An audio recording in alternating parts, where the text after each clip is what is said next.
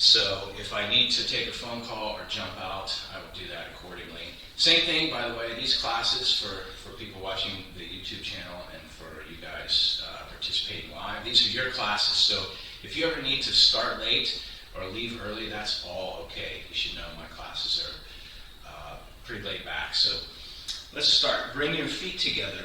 Allow them to touch. And then line your body up vertically. So relax your tailbone, pushing up through the shoulders and the head top. And then let everything relax. Breathing, moving just your fingertips. Bring the hands together in the center. Let the base of the palms connect first. And then rest your shoulders, elbows, and wrists. Allow them to hang with gravity. And then starting from the top, do a calibration. Putting energy in the crown chakra, going up. And then relax your brow. You can wiggle your eyebrows or your ears to relax the skin on the top part of your head.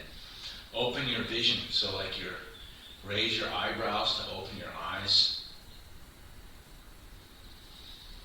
And let the vision, if we're practicing outside, you would look all the way to the horizon. Relax your cheeks and your jaw. Open your nostrils more to breathe. When you open them, you feel like you're doing an activity. It feels like you're putting power. Once you do that, keep the same shape, but allow it to relax. The tongue is connected to the upper palate. There's several different switches. You can keep it right behind the front teeth. You can set it, there's a fire spot, a water spot. There's pools in the back. So there's several different switches where you can, if you understand electricity, if you short circuit, you can change where the circuit connects. Placing the tongue in different spots will achieve different things. I'll let you look up what that can do. Jaw is relaxed. If you feel saliva when you practice, just swallow. It's a deep swallow, like a cartoon gulp that goes all the way to the dantian. Straighten your neck just by pushing on the upper part of it. So allow the lower part of the neck to relax. That means the chin is tucked. The shoulders are relaxed and expanded. So they're sinking with gravity, but also going out to the sides as well. Use the center to support. Relax your lower back. So this is both opening vertically and then also horizontally as well. So this lower back is all completely open. The tailbone is tucked. And you can make an energetic connection. Your tailbone is a curve. How many here know what their tailbone looks like? It's curved. And imagine the end of that curve points so that there's a very tall angle that goes directly to the toes. The knees are bent. We don't want them locked. And they shouldn't be too bent as well. If you have great foot power and you can stand like this, that's okay. For the rest of us, they're activated just enough to keep the shape. Expand your ankles. Feel as if the ankles from the inside are expanding outwards. There's no power. The structure changes simply by putting your mind in the middle of it. You don't have to use any force in the tendons. And then the same thing with the feet, pulling the toes backwards towards the heel. Pull the heel forward towards the toe until the shape of the foot inside the shoe becomes more triangular. Put a mountain inside of your shoe. And then internally, what are we doing?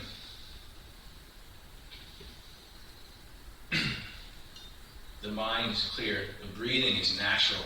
Some people have a breathing strategy talking about this. The best is when you forget that you're breathing. Soon we're going to start some workshops for internal energy movement for the acupuncture. And so the basis for that is up the back, down the front. So while we're standing like this, imagine bringing energy. You can time it with the breathing, but you don't have to. The energy can move much, much faster or much, much slower than the breathing.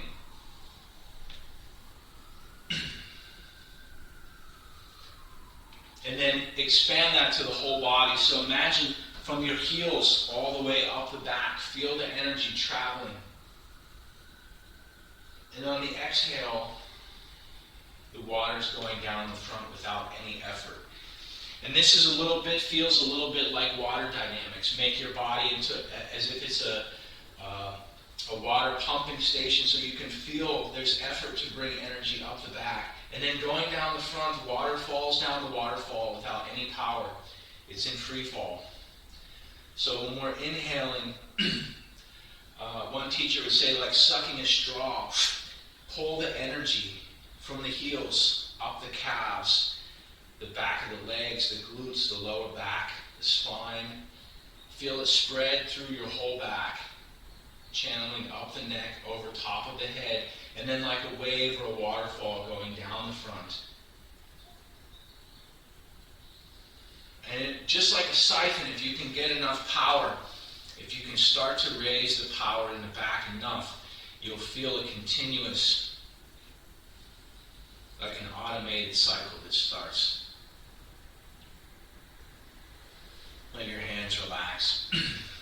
We're going to do the same thing with this time with the breathing.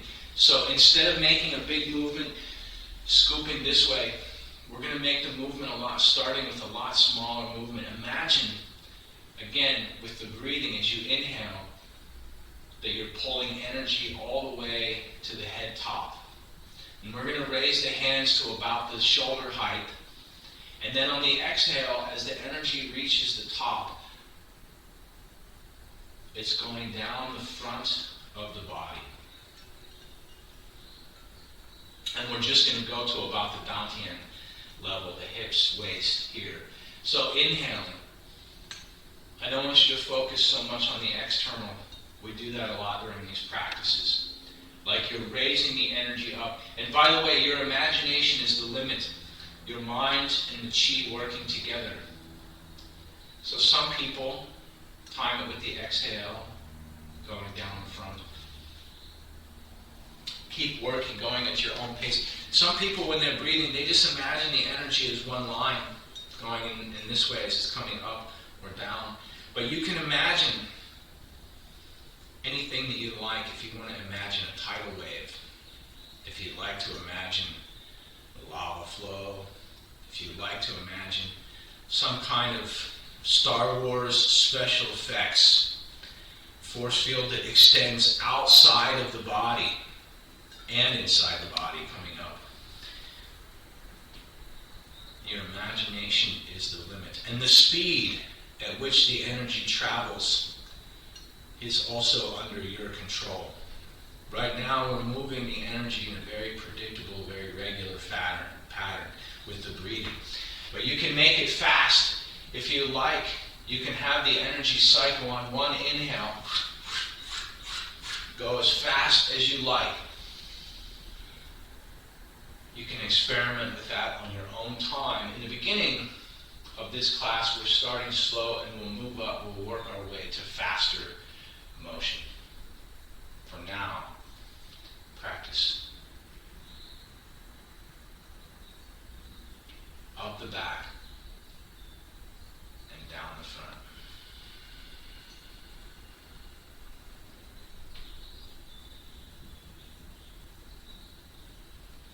Do two more.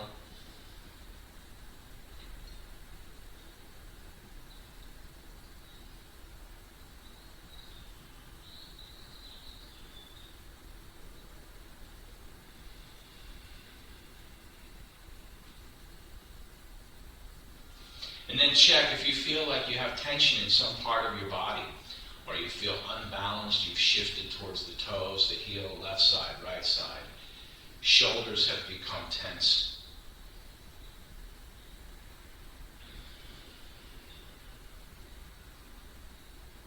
In fact, we're going to use another technique once you reach your second set of breathing for this one. Just allow the hands to float back up. The same thing as if you're holding the ball. Imagine that you have the energy ball in front of you. I want you to send your mind into your body to find where there's tension. So imagine your structure is stable. Your feet, knees, hips, everything is activated and locked in a way that feels like it's a stable structure.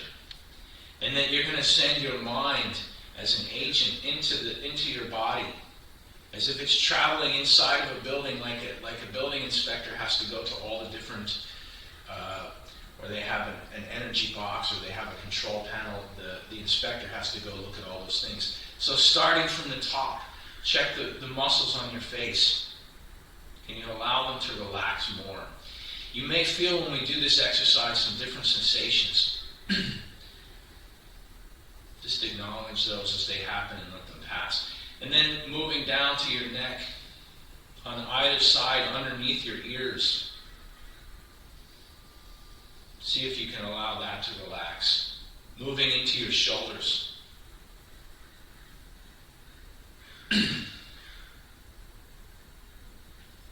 Do one shoulder at a time. Go to the left side. Feel your collarbone and your shoulder blade. The space between the joints, there's a juncture of joints, the humerus, the collarbone, the shoulder blade, and a bunch of materials. Can all of that expand and relax? And then the right side and the right shoulder, the same thing. And then take notes and compare. Look at the left side and the right side and feel the difference. We're looking for balance. So you feel one is more tight than the other. Once you acknowledge that that's happening, the body will adjust on its own naturally. It may take weeks. If your intention is to get rid of it, it will go. Don't let it build up for another 10 years. And then moving down the arms, relax your shoulders, relax your biceps. Relax your elbows. How do you relax the elbow as a joint? Imagine something is going off of the joint. So feel as if there's something warm and heavy that's dripping, candle wax or honey, molasses, some type of heavy tar. You can feel it from the shoulders, wrists as well. Open your forearms. Everybody here working with a computer, keyboard and mouse, cell phones, terrible for all the tendons in the forearms and wrists. So just allow that to expand. Open the wrists, open the fingertips. All the pads on the fingers and the palms. Imagine that you can physically grow your hand larger. And then working down the torso. Open the chest, the heart chakra right in the center. Imagine as it opens, pectoralis, all the lats, delts, everything opening, expanding the whole upper torso. And imagine that tension actually melting downwards in the body, the same way we said imagine that there's some kind of warm wax that's melting from the joints. The same thing, the tension, we can give it a physical sensation. It may feel itchy, where you feel parts that are becoming, where there's healing or where there's tension relaxing. Sometimes there's sensation of itchy. And then in your dantian, when you put your mind in the dantian, imagine all the material around it becomes soft, and you can feel all of that tension melt.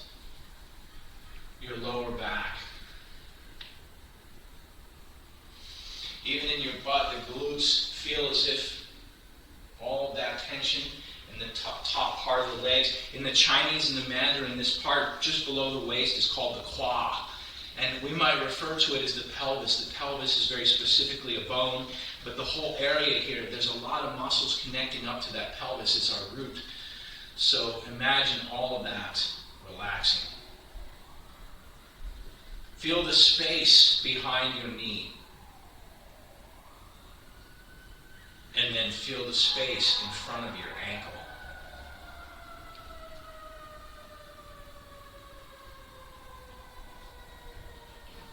And then breathing, imagine your legs, all of the tension, as if it's discharging to the ground. Again, the tension itself has some physical attribute, some type of liquid, motor oil, something that's draining from the spaces where it's contained. And then breathing deep, I want you to expand. Imagine all of the hollows, all of the empty spaces under the armpits and the elbow, inside tiger's mouth here, under the chin, under the ear, inside the eye socket. Even small divots, right? If we look, you can see where the muscle changes, all of these little holes and gaps inside the regular skin. If you can see all of these little divots where there's any type of hole, I want you to imagine all of those things in all parts of the body filling up with air. So as the tension leaves, like a liquid draining out, those spaces become filled with fresh chi. And those hollows sometimes can be very big. We can talk about them in terms of small divots, but this is also a hollow. If we look from the top down at my structure, this is also a hollow. So I want you to feel that area is filling with chi. Same thing between the legs. This is called a horse stance. So imagine that space is filled with chi. You don't even have to stand. You can rest as if you're sitting on top of the thing. And then breathing deep, I want you to bring the hands back to the center as if you're pushing the energy in the space right back to the dantian.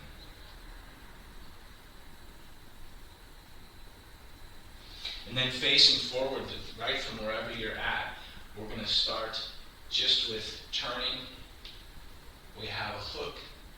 And then stepping forward to the square. Single whip. Try to keep the same feeling, the same expanded breathing while you move. If you lose it, breathe more. Like a balloon, you can inflate. And then on the other side, we have hook. And we have a single whip. Just to have the feeling of inflation. Breathing deep on the right side, left side, doesn't matter. We have hook. Square step, single whip. Go as slow as you can keep the feeling of expansion inside of your body. And then on the other side, bring the feet together. We have a hook and stepping forward. Single whip. Bring your feet together in the center. Bring your hands together in the center.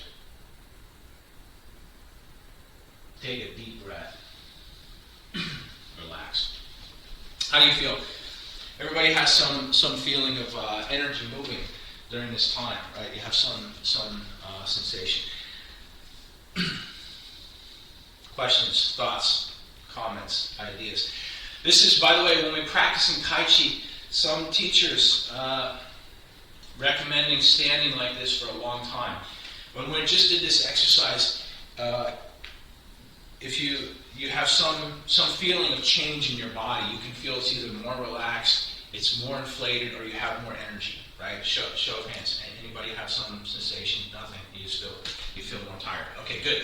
So this is the idea before you practice. Even standing for just a few minutes like this can be very beneficial to your practice to get all of the energy flowing in the meridians. We don't have to stand like that for an hour, but we can. And if you like to practice, even a few minutes is better than nothing.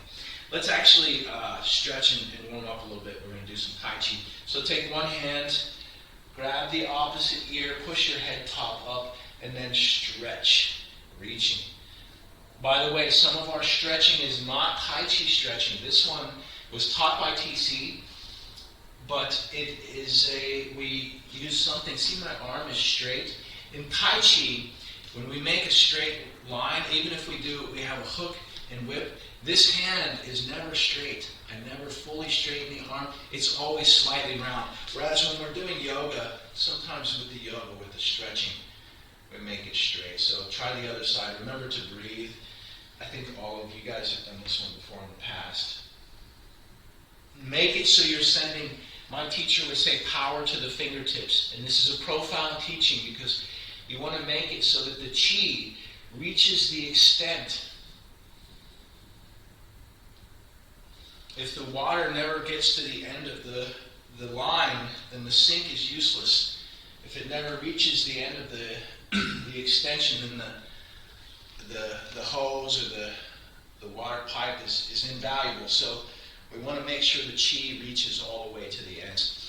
Next, just turning your head. Just turn a few circles. Try to keep your shoulders locked in place so you have awareness. The shoulders are locked and the head is moving like a yin and yang. Make the contrast between yin and yang the greatest that it can be. So make the shoulders super stable and the head top turning as much as it can turn safely. This is good Tai Chi theory. Sometimes just knowing good Tai Chi theory will make you a better Tai Chi practitioner than somebody that has many years of experience but doesn't understand the cultural significance of it. In yin and yang, keep turning, change directions if you haven't. Remember the long breathing that we started with. In yin-yang theory and Tai Chi theory, the bigger the contrast between black and white, the greater the Tai Chi. So, in the animation world, that term is squash and stretch. When you see Donald Duck and he gets very angry, he can squash all the way down, and then when he jumps up, right? So we have this little compression and this long expansion. This is a Tai Chi, it's a yin-yang. The same thing, we compress a power and then release a power. And the greater the differences between those two things. So we're changing between relaxation and purpose.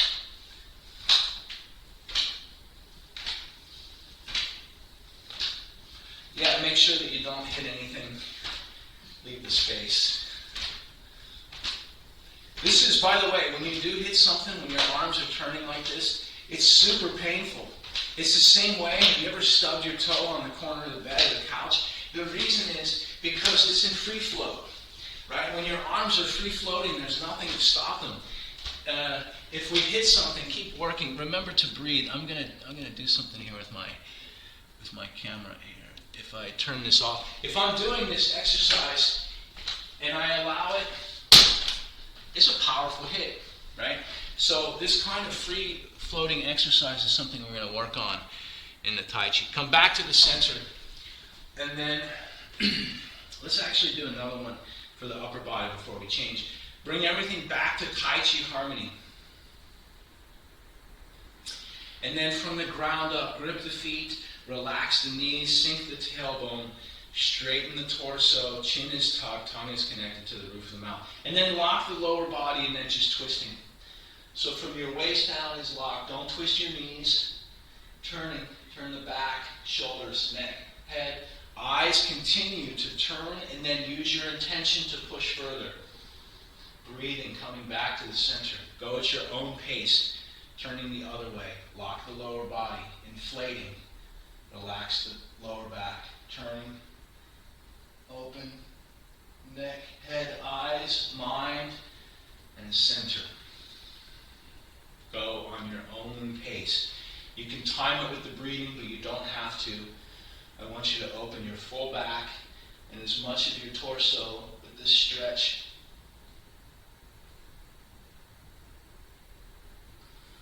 Imagine your body as a towel or a rag, and you need to wring out as much tension as you can by twisting it as hard as you can, except we want to protect the knees and the joints, so don't over twist. Breathing deep. Did you balance both sides? Once you finish both sides, take a deep breath, relax. Pushing the tailbone back. By the way, I know some of you practice yoga or have practiced yoga in the past. This bending exercise that we do in this class, this is sort of my generic variation on downward facing dog. So if you practice yoga, this type of exercise where we're pushing here and we have this, we're not going to do that because I haven't seen a lot of Kung Fu masters touching the ground. A lot of times when they do, it's because they're borrowing some kind of yin chi, if they have some movement where they touch the ground like this, or we have in the Sun style Tai Chi, we have exercises, but that isn't punching the ground, that's hooking somebody's shoulder and making sure that they're going all the way to the ground. So touching the ground is generally not, Chinese culture, the idea is we're going to discharge some chi. The other idea is, and we can talk about this while we work, breathing deep, push your tailbone away, relax your spine, grip the feet. Remember to breathe. And like you're folding yourself in half. So push the the median point, the halfway point closer to your ceiling, and really allow your head top to relax. So open your neck, breathe, and then when you're ready, grip the ground. We're going to unroll the torso all the way up, expanding. We'll do one more of those. So the same thing, breathing. Push your tailbone away. You can use this to open all of your vertebrae. So imagine you have a chain. When you hang it with gravity, all the spaces between the links can become open. Just keep your feet active. You can relax your legs a little bit more as long as you have the energetic connection to the ground. Fully relax your neck, breathing. See if you can feel the chi moving along your back. And then when you're ready, on your own, inflating all the way up. And expand. Let's do a little bit of legs. While we're doing this, we can talk about Chinese martial arts culture. So putting one foot forward, the other one stable, toes pointing as much towards the nose as you can. And this time we're going to do something different. Instead of tapping, we're going to, like we did earlier with the energy, I want you to imagine that you're pushing with your hand all the way down the back of the leg to the heel. Like if you like to cook or bake, like you're kneading the dough, I want you to use power. And everybody, let's take a break for 1 second. Once you finish this side, when you come up, grip the ground, stand up properly so that nobody gets hurt. Before we do this one, imagine like you're pressing, if I actually use my leg, like you're using power, like you want to squeeze something, but we're just doing the back of the leg. So as if you're running all of this power straight down the back, right? We're going to do the same side again. It's a form of massage, and if it was massage, we would use heavy, like a heavy power, right? This isn't just a soft guiding one. So the same, gripping one foot or the other, you can balance it out and do the same side either way. Push your tailbone back, and then once you reach the correct, I want you to imagine that you're pushing all of the fluid that's not supposed to be there. You have lymphatic fluid, you have there's acid that your muscles produce from use, from tension. I want you to imagine that you're pushing with power all of that down towards the base of the foot. Do at least 3 times on one side. When you're ready, breathing, stand up and change. We're going to do the other side. Push the tailbone back and away. Remember to breathe. And then using power.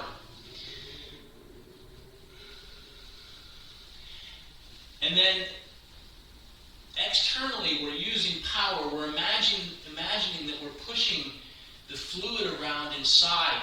But energetically, you should feel something as well, like creating a current in a water, like creating like a movement in a stream. If the water is still, we want to imagine when you're in the bathtub and you swirl the water around, the same thing.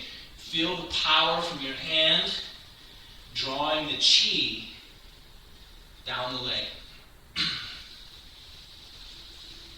And then when you're ready, breathe and grip the ground. You can either step forward or stand up. Either way. Everybody have some feeling with that. Let's do some Tai Chi just to say that we've done some. Before we do that, I want to talk about the free form power. So previously, we've been doing this one. We can use this as a warm-up, but also as a means to exercise Fa Jing. And this one, we have to raise the hand, so we have to use some power. And then from here, this eventually becomes more and more relaxed, easier and easier to do. The same thing, we can use this to loosen up the body and relax the body in that way, but we can also use this, just like we had talked about, for power this way. The same, if we're breathing, and I have a bag here in front of me, I can use this kind of power if I gather, right? It'll move a 100-pound bag, just with this kind of press. So the next thing that we're going to talk about, we're going to do it kind of briefly because there's only a few of us here today. This is something I was hoping Aaron was here for, but if you raise one hand all the way up like you're reaching, keep your body straight, and then just completely letting it free fall, and we're going to, so you're not hitting your leg, allow it to hit your hand. So reaching all the way up, and then let your hand free fall. So you can feel how powerful it is just without doing any work. Instead of trying to, because a lot of times we want to turn this way. But instead, more like the exercise we did earlier, where if it's free floating, try the other side. So leave one hand right in the center in front of the dantian, and then reaching up. And see just by letting it fall. Right? In fact, we want to practice the free fall activity. By the way, this may hurt. My hand's already red, right? Both the front and the back from hitting them. So be careful when you're doing this. My teacher, I almost started doing it the way that my teacher taught it, which is, I don't know, for Mark or anybody that feels like a tough guy, is the same one, except you're letting it hit this inner panel right here on the inside of the legs. Right? That area is pretty tough, and there's also the kidney meridian runs up through here. So if you can handle some of these, do some of these, and see if you can let the energy really free fall. Hang on one second.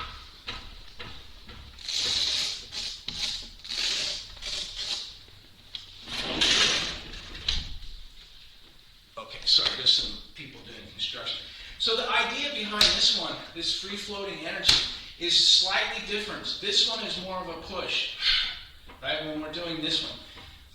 This one is more of a punch, and it's a specific kind of punch. It's a punch that we work on in the first section. So if we have something in front of us, and we put one hand in front, and the other hand, the thumb sliding up the center, comes over the top to punch this way. This is like in the first section, when we have brushing press, holding the moon in the chest. This is covered. And then this fist comes up, and it's free-floating. It has the same free-floating power, right? So if we're doing this and we have this, you can feel it's very powerful, right? If you can hit your leg with this power and you feel the kind of pain, right? Yeah, please take it easy. I see some of you holding your wrist. Just allow it to shake it out. This same kind of power, imagine if you just let that free-floating power, if that hits somebody's face, if it hit their nose, if it hits their eye socket or the orbit of their eye or their temple, any of these things, that kind of free-floating power will definitely get somebody's attention. This is self-defense. This is martial arts power. So the feeling when we have the opponent for holding the moon in the chest, right, this is something in the first section, right, is this turning power like a circle. So how many can do this, make a circle with both fists? Right? This is just like when you see the old Rocky movies, the old boxing movies, and they have a smaller, they don't use this kind of bag, they have a smaller one, and they're doing this, right? Right? This is the same idea that's coming from holding the moon in the chest, but holding the moon in the chest has a yin and a yang. So one hand is yin, it's protecting, it's covering, and the other one is attacking. So we're changing, one covers and the other hits. And so we can make this circle, just like turning, just like this, right? Imagine you just did this without any effort, you're just lazy, just flipping your hands around, and then somebody tries to hand you something. They try to put something into your center, right? It's challenging, it's going to be more difficult. Now imagine you like to cover and change. It's a yin and yang. One's covering and sinking down, and the power replacing it forms a yin and yang, right? One is defensive, it's blocking the lower one, and the other one is offensive. You can see the yin-yang shape appear when we do it against black and white. So this, we're going to work on more on this. I want to do some Tai Chi. We spent some time talking and standing this morning. But this kind of, the more you can let your arm relax, you can practice this on your own.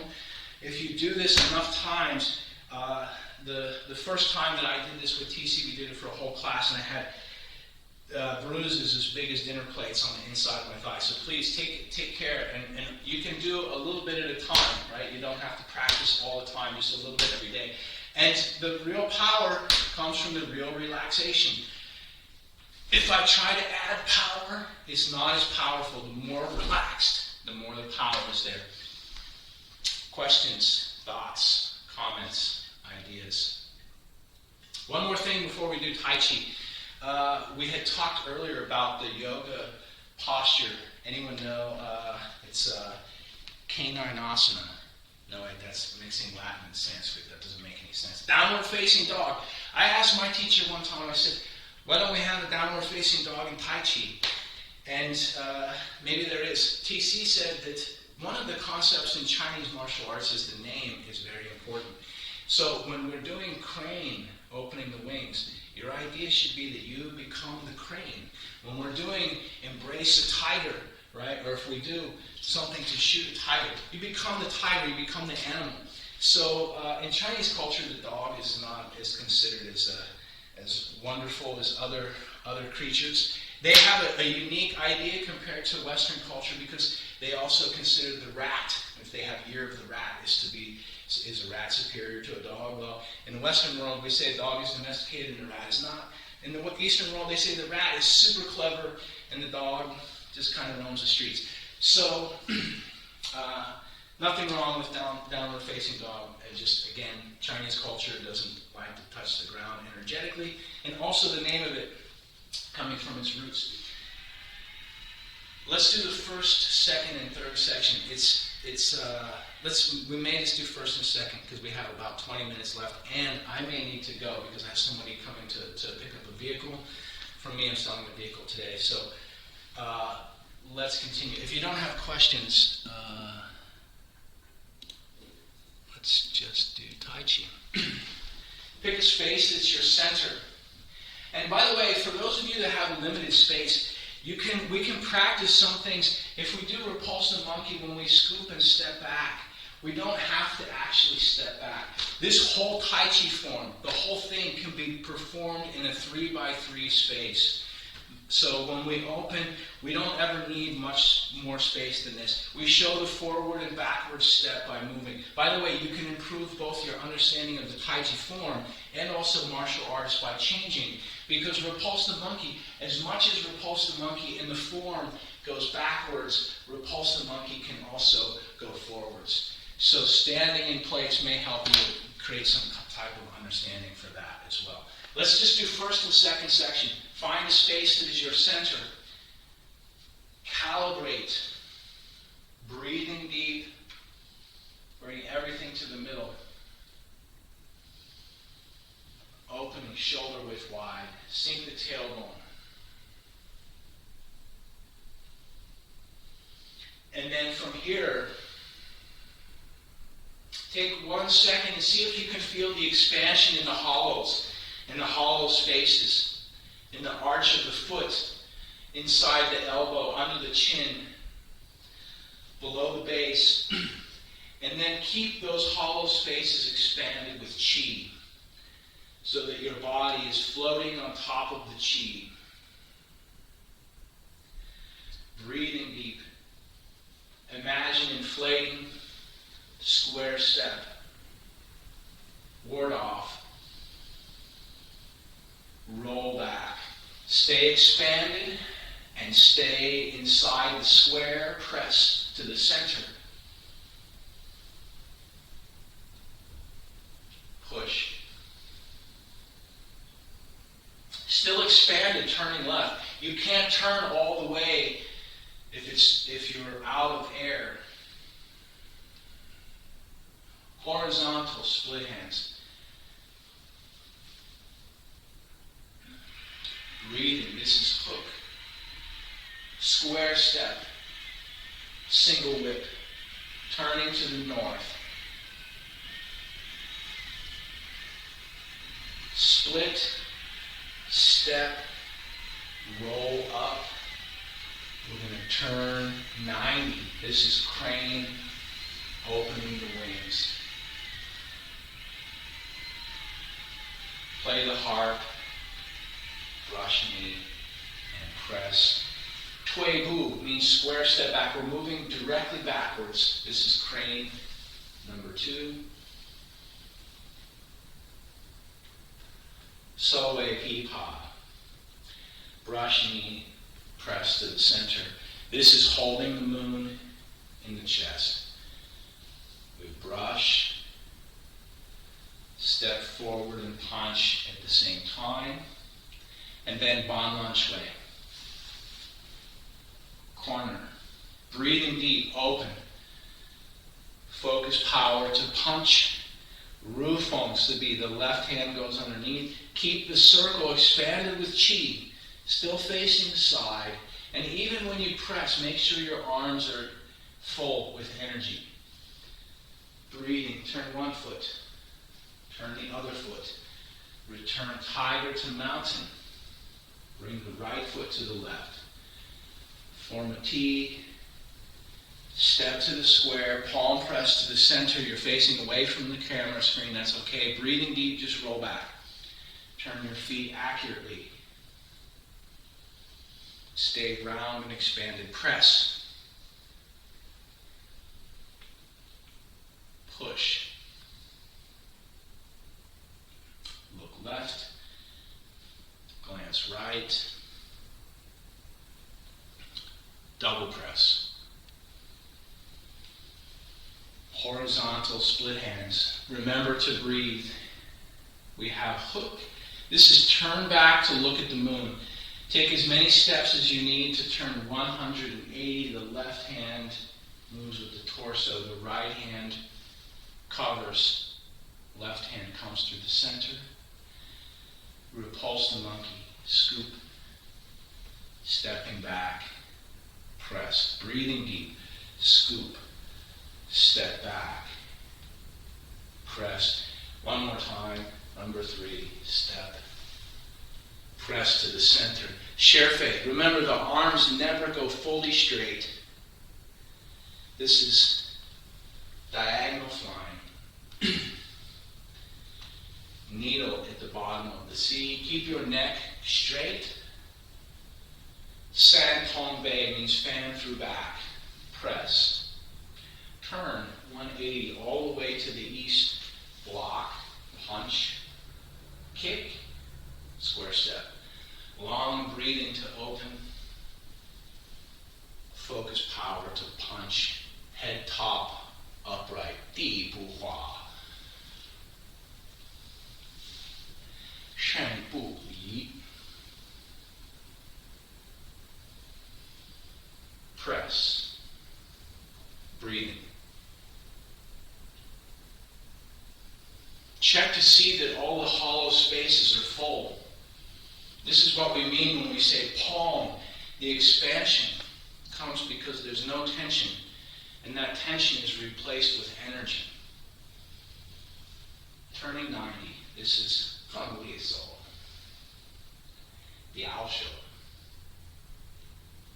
Side whip. This is cloud hands in the second section. Shift right, press right, and then step left, press left. I'm exaggerating. Shift right, press right. Step left, press left. One more. Shift right, press right. Step left, push left. And then from there we have hook. This is corner whip. So the whole square turns to the west. And now, Gao Pen Ma. Reaching over the high horse, the tall horse, turning, kick, facing south, turning the whole square to the south. Gao Pen Ma, number 2.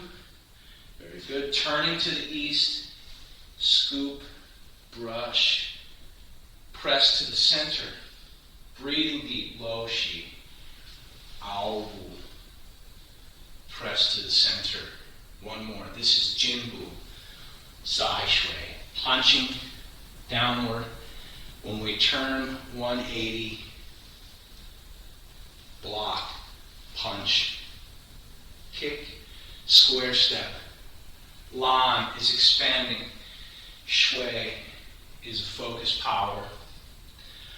Zhou Hua is bend the bar. This is still part of Zhou Hua. Da Li is the big rollback, so we're stepping back.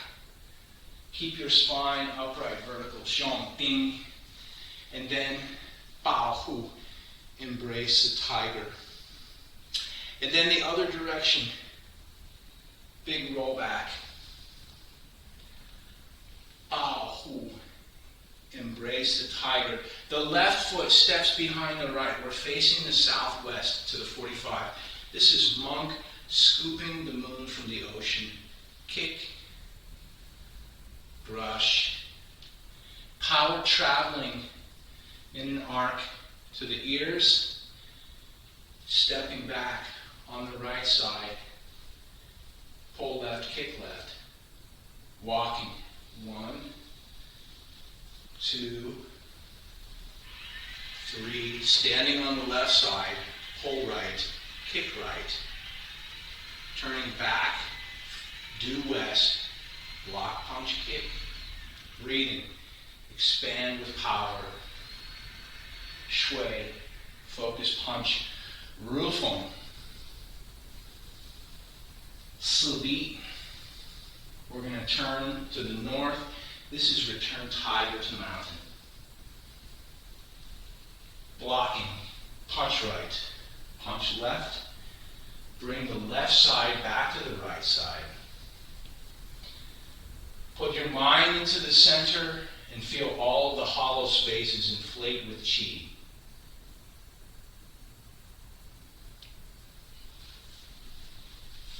Let's do a little bit of breathing after that. It is 9:21. So after doing some Tai Chi, you feel warm. Do some breathing, take in some cool air, which means you can take in some more energy. By the way, Tai Chi and Qigong, the idea is to have more energy. The words, the Qi is energy, and the word Gong a lot of times is associated with work. The term Gong Fu means work, achievement, or hard work over time, which means accomplishment, skill, mastery, all these types of things. So Qigong means energy work, and you can invest that energy however you like. If you have a lot of energy, one of the best things to do is to compress it. The same thing when you have a lot of money, you save it, you compress it somewhere in some type of investment or storage. The same thing with the Qi. The best thing you can do when you have Qi is to invest it back into yourself and back into your Qigong, into your Tai Chi.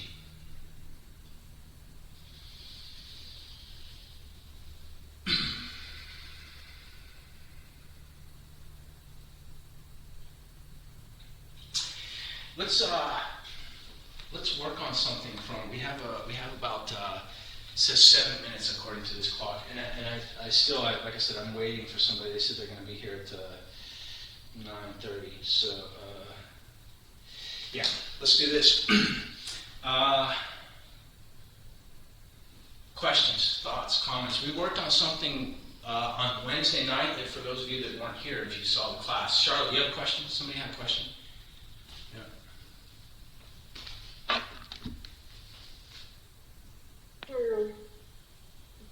Needle at the bottom of the sea, can we go through what you do as you come out of that and transition to something? Yes. Okay.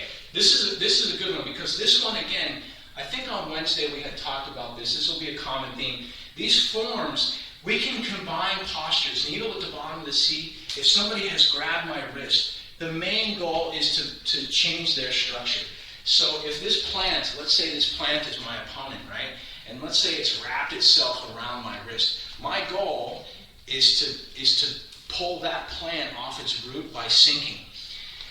But we can now use this like somebody's arm, right? Imagine they're grabbing. And let's say I've done needle at the bottom of the sea, and it hasn't changed their position. They're still holding on. Let's say they have longer arms than this, right? If somebody grabs my arm and I sink and it doesn't change, they're not pulled in by it, right? Because they have a long arm, or they can simply turn and adjust as well. then we want to use the next posture to connect it. So once I've sunk here, I can use I know it's very funny with this plant here, right? But as if I'm holding their arm, I can now reach under and press for the second one, right? That's a Sanpong Bei. And let's say that doesn't work. Let's say I've punched here. I really wish I had something I could pull. Because for the next one, I can continue to pull them doing the thing. So let's look at what the posture is, right? In the form, it's facing in this direction. And we just come off of diagonal flying, and we have this needle at the bottom of the seat. Somebody is grabbing my wrist. I want to raise that up and reach underneath to hit them.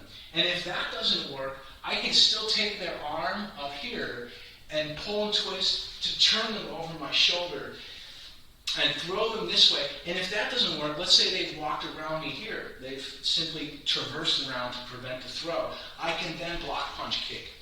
This one, like, you can connect like four postures to the same opponent, right? So if you imagine, right, I need to figure out, get a training done so we can do this. So here, if somebody's grabbing, I can sink. They're still holding on. I can press. They're still holding on. I can twist. They're still holding on. I can punch. So these four, let's actually practice this one. So we'll do it 3 times from diagonal flying. Diagonal flying, by the way, is like a ward-off. We have a square step. But that square step is turned 90 degrees, so it looks like they're on a line. But technically, I still have the square. It's like a ward-off that goes to the corner, as opposed to a ward-off that goes this way. It's here, right? Something like this.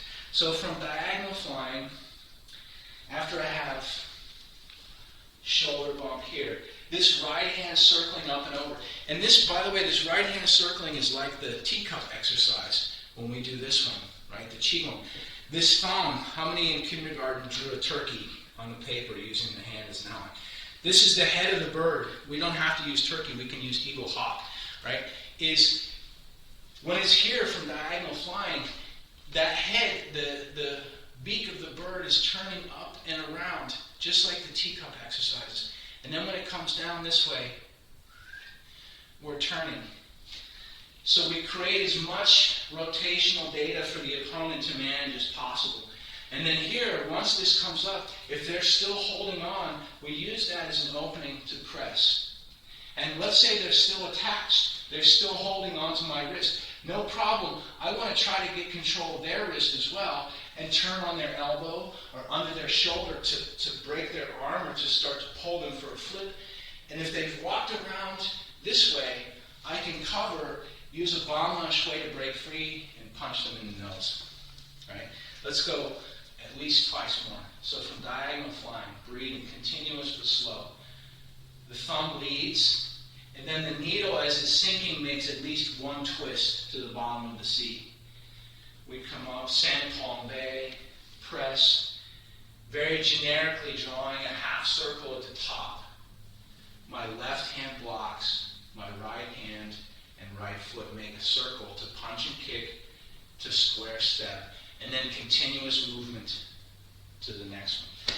This, by the way, is one of the areas of the form that I like to work on for flow, right, for how to flow. Let's go at least twice more. So opening. I know I said twice more last time. I said it again this time. So what? Needle at the bottom of the seat, because we're going to do it twice more. And then Sanpong Bei, reaching under to press forward. And then turning everything over the top. Block, punch, kick, rolling right into Lan Shui, a Eagle Ball. Expand, turning power.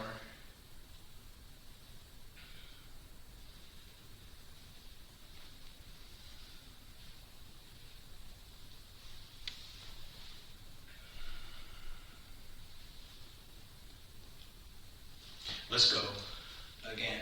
Opening, and then closing, and then opening, closing, opening, closing, opening, closing. Like walking, yin and yang.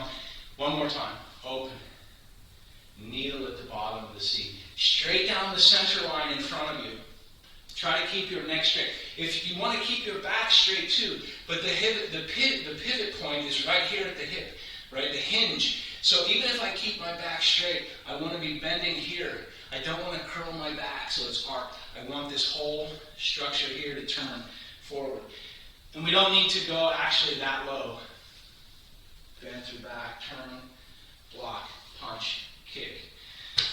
A note for the first part, right? On this needle at the bottom of the C, sometimes world-class performers, when they're doing this, or people that have the kind of genetics that support it, can sink all the way down onto one leg. You don't have to do that. For martial arts application, the real movement can be here, right? If, let's say I'm boxing with Mark, and he grabs my wrist, I can turn, and if I can get him just to change his structure, even 1 or 2 inches, just changing this way, when that moment that he moves, I have room to attack. So in the form, we're doing the whole big movement this way. But in the application in the martial art, this turn can be very small. We're simply trying to rock the opponent off of their center. If we can move their center because they're gripping here, once we have that little bit of movement, imagine you have a refrigerator. It's too big to move, right? But when somebody bumps it, it has a sway. Once that little sway is there, you can move the whole thing. Once it's unbalanced. So our goal is just to unhinge the opponent just enough to destroy their whole root, right? To move their whole structure. Yes, Mark, go ahead. They're expecting you to pull away. So if you go with them, it's counterintuitive for them. They're going in. Yes, and with this one, we don't want to go with them, right? On this one, we're actually rooting. We want to channel the power, right? So even if we have a large opponent, this spiral is like a cone. Think of it like a whirlpool. As it opens here, it's going to channel. We're going to make this spiral that comes all the way down here. So we want to separate their power from them and us and bring it to the center. Because if we go with them, they may snatch control. If we go with them even for a second, they may snag behind the knee and throw us, right? So we have to try to resist giving them the power, right? They're trying to control us. We just want to use the same way earlier. We do a gravity, right? This thing. We want gravity, which is going down, to benefit us. While they're holding on, we say, okay, we're going to add to our own strength by using gravity on our side. They're just not expecting us. They think it's a push-pull. They think, you come with me, right? And we think, oh, go with them, don't go with them. Instead of going with them, I'm going to lead that power down. And as they go, oh wait, the power's going down. The minute that they realize there's some change, when their mind says, oh wait, we're going with gravity, right? We have some other opportunity. So a lot of Tai Chi is tricking the opponent into thinking. And by the way, Mark, you may have something in your mind that's absolutely correct. You may have the idea. We have that, what you're talking about. Even in Rufong Sabi, when they push, we actually yield to them a little bit. We go with them just enough to change the curve, right? So this is correct thinking. Double press. When we do double press, we push up, down, and up. So when we push up, they think, okay, they're pushing up, I'll root. And then we push down, and they think, oh, they're pushing down on me, well, I'll press up. And as they press up, we change it, and we can throw them very, very far. We just have to get them to give us just a little bit of power. And as soon as, yeah, you got it. And actually, what you're saying, for needle at the bottom of the C could be a good theory, but it definitely works for Rufong Sabi. There's times when the opponent pulls us. We do want to go with them just enough, but we don't want to lose our root. We don't ever want to go outside of our own control, something like that. We're a little bit past, but that's okay. We start a little bit early. Before we go, questions, thoughts, comments, ideas. We got to do a little bit of breathing before we close. So this time we're going to use activity. At the beginning we started slow. On your own, when you're ready, grip your feet, scooping the moon from the ocean and placing it in the sky. Breathing. Exhale. Full inhale. Imagine how little effort you can use in your body to lift something so heavy. Imagine it's an effortless activity.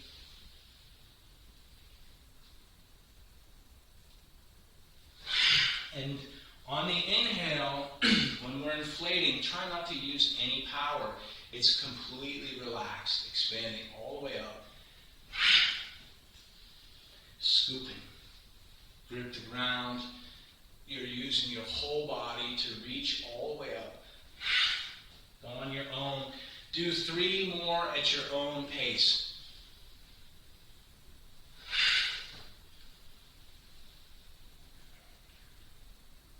Inflate all the way. And on your last one, when you get to the top, you just let everything relax. We're going to come back to the center for Tai Chi Harmony. We'll do just 5 seconds worth of meditation. So put your mind in the center.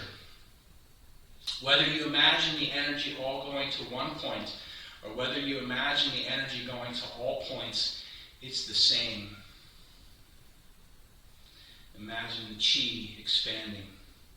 You have a lot of little tiny bumps and divots on the top of your head, and then your feet as well. Think of all of the little spaces between the toes and the arch. I want you to imagine the chi going to all the extents, to the top of the head, to the bottoms of the feet.